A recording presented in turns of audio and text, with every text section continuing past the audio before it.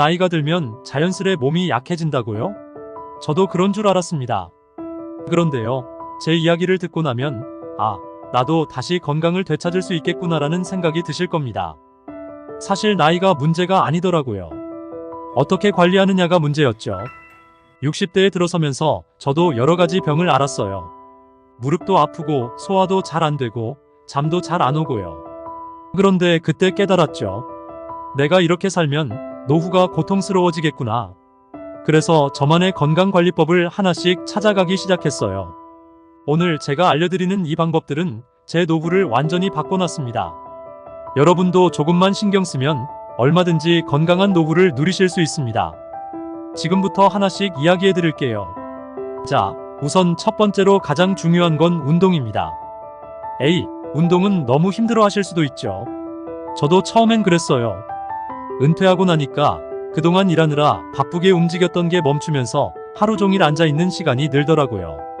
그러다 보니 살도 찌고 몸도 무겁고 나중엔 계단 오르는 것도 버거웠습니다. 그때 친구가 이런 말을 하더군요. 너무 격한 운동 말고 매일 30분씩 걷기부터 시작해봐. 그 말이 큰 전환점이 되었어요. 처음엔 그냥 동네 한 바퀴를 돌면서 시작했는데 시간이 지날수록 체력이 조금씩 좋아지는 게 느껴졌어요. 나중에는 아침마다 걷기가 제 일상의 일부가 됐고 무릎 통증도 한결 나아지더군요. 매일 30분, 그리 길지도 짧지도 않은 시간인데 이게 제 몸을 완전히 바꿔놨습니다. 여러분도 지금 당장 걷기부터 시작해보세요. 운동은 절대 무리할 필요가 없어요. 꾸준함이 중요합니다. 그런데 운동만으로는 부족해요. 우리 몸을 건강하게 유지하려면 음식도 중요합니다. 저도 한때는 그저 맛있는 거 먹고 마음껏 즐기는 게 인생의 재미라고 생각했어요. 하지만 나이가 들수록 몸에서 신호를 보내더군요.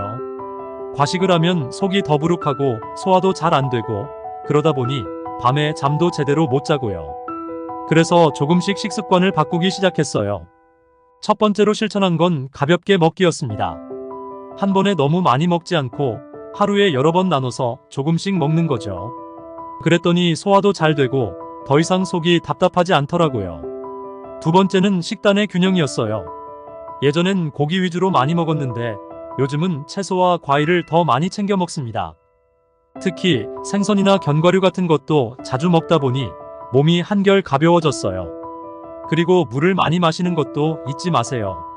저 같은 경우 하루에 8잔 정도의 물을 꾸준히 마시는데 몸속 노폐물도 잘 배출되고 피부도 좋아졌답니다. 음식과 운동도 중요하지만 진짜 건강한 노후를 위해선 정신 건강이 빠질 수 없습니다. 아무리 몸이 건강해도 마음이 불안하거나 우울하면 모든 게 다 소용이 없더군요. 제가 60대 초반에 한번 크게 아팠던 적이 있었어요. 그때는 몸만 신경 썼지 정신적으로 얼마나 지쳤는지는 몰랐죠. 병원에서 치료를 받으면서 깨달았어요. 마음이 편안해야 몸도 제대로 회복된다는 걸요. 그 이후로는 매일 명상을 하거나 산책을 하면서 제 마음을 다스리는 시간을 갖기 시작했어요. 그리고 무엇보다 중요한 건 긍정적인 생각을 유지하는 겁니다. 나이가 들면 자연스럽게 건강에 대한 불안감도 커지지만 난 잘할 수 있어. 내 건강은 내가 지킬 수 있어라는 마음가짐이 정말 중요해요. 이런 생각을 유지하다 보니 일상에서 작은 행복을 찾게 되고 그게 제 건강에도 큰 영향을 미치더군요. 저는 개인적으로 사회적 관계도 건강에 큰 영향을 준다고 생각해요. 사람들과의 교류가 없다 보니 점점 우울해지고 그게 건강에까지 영향을 주더라고요. 한때는 그냥 혼자만의 시간을 즐기고 싶어서 친구들과도 잘 만나지 않고 집에만 있는 시간이 많았어요. 하지만 외로움이 쌓이니까 마음이 지치고 몸도 점점 무기력해지는 걸 느꼈어요. 그래서 그때부터 사람들과의 만남을 더 중요하게 생각했어요. 친구들과 정기적으로 만나서 식사도 하고 산책도 하고 가끔씩은 작은 여행도 떠납니다.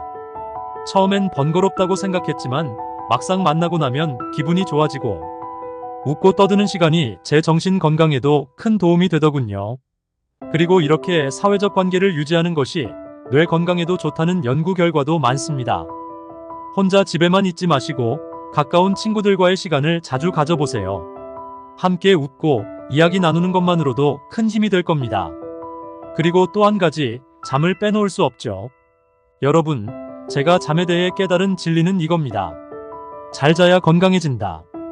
젊을 때는 잠을 몇 시간 못 자도 금방 회복되곤 했지만 나이가 들수록 수면의 질이 건강에 큰 영향을 미치더군요. 특히 60대가 되면 깊은 잠을 자기 어려운 분들이 많으실 거예요.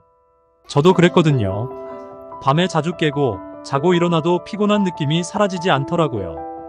그래서 수면 습관을 바꿔봤어요. 첫 번째로 자는 시간과 일어나는 시간을 일정하게 유지하기 시작했어요. 아무리 피곤해도 같은 시간에 자고 같은 시간에 일어났죠. 두 번째로 자기 전에 휴대폰이나 TV를 보지 않는 것도 큰 도움이 됐습니다. 대신 책을 읽거나 조용한 음악을 듣고 잠들었더니 훨씬 깊은 잠을 잘 수 있었어요. 그리고 잠들기 전에 따뜻한 물로 샤워하는 것도 아주 좋은 방법입니다. 몸이 따뜻해지면서 자연스럽게 잠이 오더라고요. 자, 여러분. 이렇게 운동, 음식, 마음, 관계, 수면까지 하나하나 신경 쓰기 시작하면 건강한 노후는 절대 멀지 않습니다. 저도 60대 중반에 큰 변화를 겪으면서 몸과 마음을 다시 건강하게 관리하기 시작했고, 그 덕분에 지금은 정말 행복한 삶을 누리고 있습니다. 여기서 중요한 건 하루아침에가 아니라는 겁니다. 꾸준히, 천천히 나를 관리해 나가는 것이 건강한 노후로 가는 지름길이에요. 혹시 지금 몸이 안 좋다고 해서 좌절하지 마세요. 저도 한때는 그런 시기가 있었으니까요. 하지만 작은 습관들이 모여서 나중에는 큰 변화를 만들어냅니다. 매일 조금씩 나를 돌보고 몸과 마음에 좋은 것들을 채워가다 보면 분명 여러분도 더 나은 삶을 누리게 되실 거예요. 저처럼요. 마지막으로 여러분께 드리고 싶은 말씀은 건강은 내게 주어진 최고의 재산이라는 겁니다. 돈도 중요하고 일도 중요하지만 그 모든 것들이 결국엔 건강을 바탕으로 이루어진다는 사실을 잊지 마세요. 노후에 돈이 아무리 많아도 건강이 없으면 그게 무슨 의미가 있을까요? 반대로 건강하면 적은 돈으로도 행복한 삶을 누릴 수 있죠.